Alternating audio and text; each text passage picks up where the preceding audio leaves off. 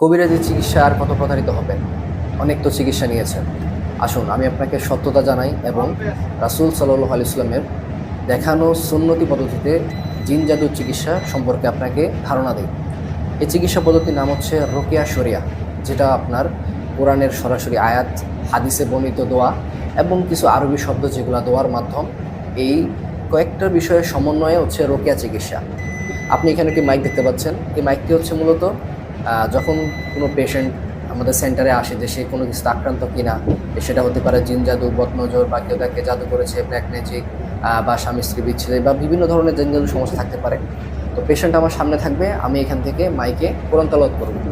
এই কোরআন তেলাওয়াতের প্রভাবে যদি তার শরীরে কোনো প্রকার সমস্যা থাকে, বদনজর থেকে শুরু করে জিন জাদুর সমস্যা যে কোনো হোক, তার শরীরে কোনো না কোনো একটা রিয়াকশন দেখা দিবে। যেমন বিষয়টা এমন হতে পারে, আমি তেলাওয়াত শুরু করলাম, তার মাথা ব্যথা শুরু হয়ে গেল, বা তার শরীর কাঁপুনি শুরু হয়ে